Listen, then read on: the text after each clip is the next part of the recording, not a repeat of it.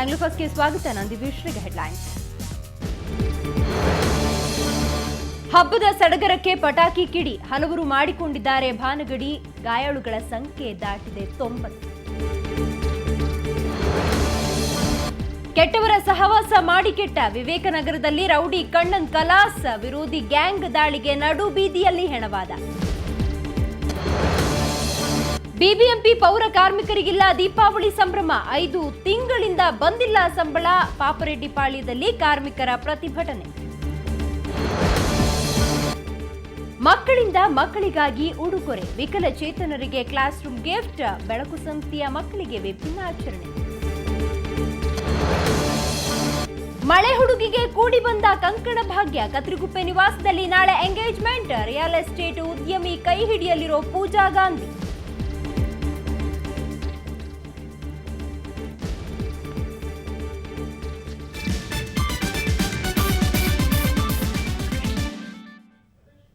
ಸ್ಯಾಂಡಲ್ವುಡ್ನ ಮಳೆ ಹುಡುಗಿಗೆ ಕಂಕಣ ಭಾಗ್ಯ ಕೂಡಿ ಬಂದಿದೆ. ಹೌದು, ನಟಿ ಪೂಜಾ ಗಾಂಧಿ ಹಸೆಮಣೆ ಏರಲಿದ್ದಾರೆ. ಬೆಂಗಳೂರಿನ ರಿಯಲ್ ಎಸ್ಟೇಟ್ ಉದ್ಯಮಿ ಆನಂದ್ ಗೌಡ್ರ ಕೈ ಹಿಡಿಯಲಿದ್ದಾರೆ.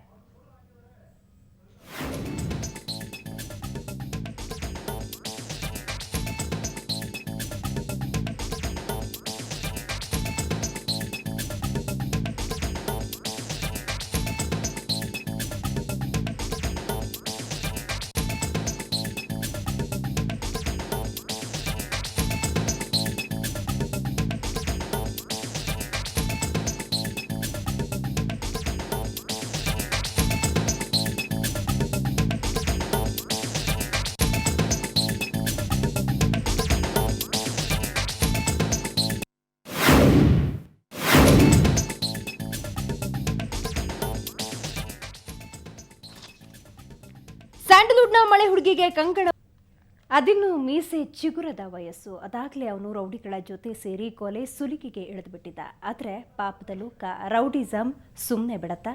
ಖಂಡಿತ ಇಲ್ಲ. ಮಾಡಿದ ತಪ್ಪಿಗೆ ಅವನ ಬದುಕಿನ ಅಧ್ಯಾಯ ರೌಡಿಸಂನಿಂದಲೇ ಅಂತ್ಯವಾಗಿದೆ.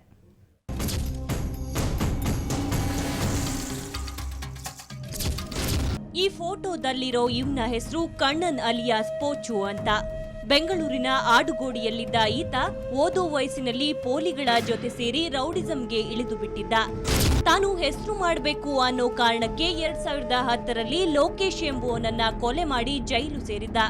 ಆದ್ರೆ ರೌಡಿಸಂ ಸುಮ್ನೆ ಬಿಡುತ್ತಾ? ಕೊಲೆಯಾಗಿದ್ದ ಲೋಕೇಶ್ ಕಡೆಯವರು ನಿನ್ನೆ ಕಣ್ಣನ್ನನ್ನ ವಿವೇಕನಗರದ ನಡುಬೀದಿಯಲ್ಲಿ ಬರ್ಬರವಾಗಿ ಕೊಲೆ ಮಾಡಿದ್ದಾರೆ. ಬಾಬ್ಲಿ ಕಡೆಯವರೇ ಮಾಡಿರೋದು ಸರ್. ನನಗೆ ನಮ್ಮ ತಮ್ಮಗೆ ಅವ್ರು ಬಿಟ್ಟರೆ ಬೇರೆ ಯಾರು ದುಶ್ಮನ್ ಇಲ್ಲ ಸರ್.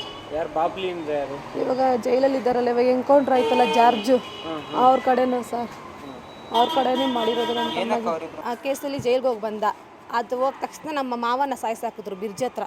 ರಾಜ ಅಂತ ಹೊಡೆದ್ರು. ಆಮೇಲೆ ನಾವು ಸೈಲೆಂಟ್ ಆಗಾದ್ವಿ. ತಿರ್ಗಾ ಆನಂದ್ ರಾಜನ ಹೊಡೆದ್ರು. ಅವಾಗ ನಾವು ಸೈಲೆಂಟ್ ಆಗಿ 3ನೇವ್ರು ನಮ್ಮ ತಮ್ಮನ ಹೊಡೆದಿದ್ದಾರೆ ಸರ್. ಹಿಂಗೆ ಮಾಡ್ತಾನೆ ಇದ್ದಾರೆ ಸರ್. ಹಿಂಗೆ ಅವ್ರು ಬಿಡ್ತಾನೆ ಇಲ್ಲ ಸರ್ ನಮ್ಮನ್ನ.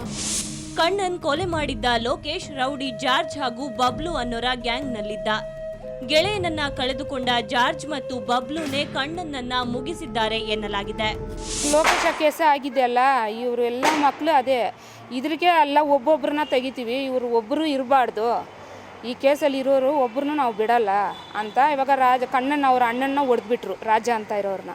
ಇವಾಗ 2ನೇದು ನಮ್ಮ ಹುಡುಗನ್ನ ಹೊಡಿದ್ರು. ಇವಾಗ 3ನೇದು ನಿನ್ನೆ ಮಲ್ರು ಮಾಡಿದ್ರು ಆ ಹುಡುಗನ್ನ. ಕೆಟ್ಟವರ ಸಹವಾಸ ಮಾಡಿದ ಕಣ್ಣನ್ ನಡುಬೀದಿಯಲ್ಲಿ ಹೆಣವಾಗಿ ಹೋದ. ಆದ್ರೆ ಅವನು ಮಾಡಿದ ತಪ್ಪಿಗೆ ಪಾಪ ಮನೆಯವರು ಕೂಡ ಪ್ರತಿಕ್ಷಣ ಭಯದಲ್ಲೇ ಬದುಕು ಸಾಗಿಸುವಂತಾಗಿದೆ. ಬೆಂಗಳೂರಿನಿಂದ ಕ್ಯಾಮರಾಮ್ಯಾನ್ ಗಿರೀಶ್ ಜೊತೆ ದತ್ತರಾಜ್ ಪಡುಕೋಣೆ, ಸುವರ್ಣ ನ್ಯೂಸ್.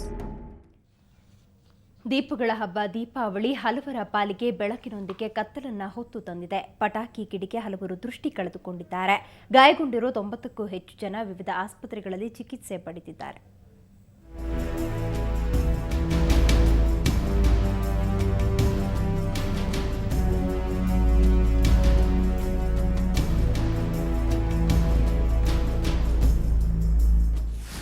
ಹಬ್ಬದ ಸಡಗರಕ್ಕೆ ಪಟಾಕಿ ಕಿಡಿ, ಹಲವರು ಮಾಡಿಕೊಂಡಿದ್ದಾರೆ ಭಾನಗಡಿ. ದೀಪಾವಳಿಯಲ್ಲಿ ಪಟಾಕಿ ಅಬ್ಬರ ಈ ಸಾಲಿನಲ್ಲಿ ಕಡಿಮೆ ಇದ್ದರೂ ಪಟಾಕಿ ಕಿಡಿ ಹಾರಿಸಿಕೊಂಡವರ ಸಂಖ್ಯೆ ಜಾಸ್ತಿನೇ ಇದೆ. ಬೆಂಗಳೂರಿನಲ್ಲಿ ಇವತ್ತು ಕೂಡ ಪಟಾಕಿ ಕಿಡಿ ಬಿದ್ದು ಗಾಯ ಮಾಡಿಕೊಂಡವರು ವಿವಿಧ ಆಸ್ಪತ್ರೆಗಳಿಗೆ ದಾಖಲಾಗಿದ್ದಾರೆ. ನಾರಾಯಣ ನೇತ್ರಾಲಯಕ್ಕೆ 7 ಜನ ದಾಖಲಾಗಿದ್ದಾರೆ. ಮಿಂಟೋ ಆಸ್ಪತ್ರೆಗೆ 4 ಜನ ದಾಖಲಾಗಿ ಚಿಕಿತ್ಸೆ ಪಡ್ಕೋತಿದ್ದಾರೆ.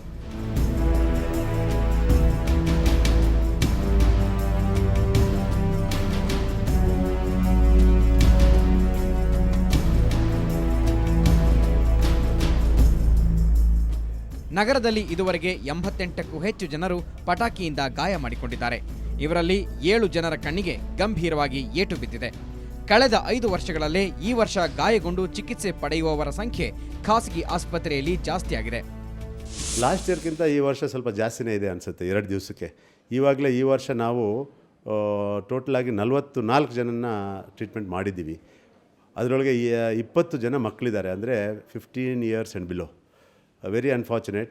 ಆ್ಯಂಡ್ ಕೆಲವರಿಗೆ ಸೀರಿಯಸ್ ಇಂಜುರಿ ಆದವರು ಪಟಾಕಿ ಹೊಡೆದವರೇ ಅಲ್ಲ, ಒಂದೇ ನೋಡ್ತಾ ಇದ್ದವರು ಅಥವಾ ಸುಮ್ಮನೆ ರೋಡಲ್ಲಿ ನಡ್ಕೊಂಡು ಹೋಗಿರೋರು. ಇವತ್ತು ದೃಷ್ಟಿ ಕಳೆದುಕೊಳ್ಳುವ ಸ್ಥಿತಿಯಲ್ಲಿರುವ ಗಾಯಾಳುಗಳು ಬಹುತೇಕ ಬೇರೆಯವರ ತಪ್ಪಿಗೆ ಬಲಿಯಾದವರು. ಮನೆಯಲ್ಲಿ ಕುಳಿತವರು, ಆಟ ಆಡುತ್ತಿದ್ದವರು, ಕೆಲಸಕ್ಕೆ ಹೋಗುತ್ತಿದ್ದವರು, ಹೀಗೆ ಹಲವರಿಗೆ ಬೇರೆಯವರು ಹಚ್ಚಿದ ಪಟಾಕಿಯಿಂದ ಅನಾಹುತವಾಗಿದೆ. ಮೇಡಮ್, ನನ್ನ ಕೆಲಸ ಮುಗಿಸ್ಕೊಂಡು ಬರ್ತಾಯಿದ್ದೆ. ಬಸ್ ಸ್ಟಾಪಲ್ಲಿ ನಿಂತಿದ್ದೆ, ಪಟಾಕಿ ಹೊಡಿತಾಯಿದ್ರು ಹುಡುಗರು. ಅವಾಗ ನನ್ನ ಬಸ್ ಹತ್ತೋಕೆ ಇನ್ನೊಂದು 10-20 ನಿಮಿಷದ ಮುಂಚೆ 3 ಥರ ಪಟಾಕಿ ಶಾರ್ಟ್ಸ್ ಬರುತ್ತಲ್ಲ, 3 ಶಾರ್ಟ್ಸು, ಅದು ಬಂದು ನನ್ನ ಕಣ್ಣಿಗೆ ಇಟ್ಟಾಗಿದೆ. ಒಂದು ಶಾರ್ಟ್ ಬ್ಲಾಸ್ಟ್ ಆಗಿ ಇನ್ನೊಂದು ಶಾರ್ಟ್ ಬಂದು ಕಣ್ಣು ಹತ್ರ ಇಟ್ಟೆ. ಕಳೆದ ವರ್ಷ ಮಿಂಟೋ ಆಸ್ಪತ್ರೆಯಲ್ಲಿ ಚಿಕಿತ್ಸೆ ಪಡೆದ ಗಾಯಾಳುಗಳ ಸಂಖ್ಯೆ 67 ಇತ್ತು. ಈ ಬಾರಿ ಕೇವಲ 17 ಆಗಿದೆ. ಇತ್ತ ವಾಸನ್ ಐ ಕೇರ್ 17, ನೇತ್ರಧಾಮ 16, ಶಂಕರ್ ಕಣ್ಣಿನ ಆಸ್ಪತ್ರೆ 17, ಹೀಗೆ ಹಲವು ಆಸ್ಪತ್ರೆಗಳಲ್ಲಿ ಗಾಯಾಳುಗಳು ಚಿಕಿತ್ಸೆ ಪಡೆಯುತ್ತಿದ್ದಾರೆ. ಪಟಾಕಿ ಬಿಟ್ಟಾಕಿ ಅಂತ ಸಾಲು ಸಾಲು ಅಭಿಯಾನದಿಂದ ಕೆಲವರು ಎಚ್ಚೆತ್ತುಕೊಂಡರು. ಆದರೆ ಇನ್ನು ಕೆಲವರು ಅಸಡ್ಡೆ ಮಾಡಿ ಈ ಸ್ಥಿತಿಗೆ ಬಂದಿದ್ದಾರೆ. ಬೆಂಗಳೂರಿನಿಂದ ಕ್ಯಾಮರಾಮನ್ ಅತಿಕ್ ಜೊತೆ ನಂದಿನಿ, ಸುವರ್ಣ ನ್ಯೂಸ್. ಮಾಧ್ಯಮಗಳು ಹಾಗೂ ವಿವಿಧ ಸಂಘಟನೆಗಳ ಪಟಾಕಿ ಬಿಟ್ಟಾಕಿ ಅಭಿಯಾನದಿಂದ ಜನ ಜಾಗೃತರಾದಂತಿದೆ. ಯಾಕಂದ್ರೆ ಈ ದೀಪಾವಳಿಯಲ್ಲಿ ಪಟಾಕಿಗಳ ಅಬ್ಬರಕ್ಕಿಂತ ದೀಪಗಳ ಹಬ್ಬ ಜೋರಾಗಿತ್ತು. ಸಾಕಷ್ಟು ಪ್ರಮಾಣದಲ್ಲಿ ಪಟಾಕಿ ಸದ್ದಡಗಿತ್ತು. ಆದರೂ ನಿತ್ಯದ ಕಸದ ಜೊತೆಗೆ ಹೆಚ್ಚುವರಿ ಪಟಾಕಿ ತ್ಯಾಜ್ಯ ವಿಲೇವಾರಿ ಪಾಲಿಕೆಗೆ ಭಾರೀ ತಲೆನೋವಾಗಿದೆ.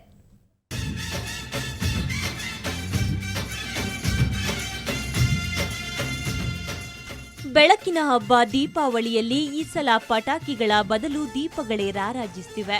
ನಗರದಲ್ಲಿ ಪಟಾಕಿ ಸಿಡಿತದ ಅಬ್ಬರ ಕಡಿಮೆಯಾಗಿದೆ.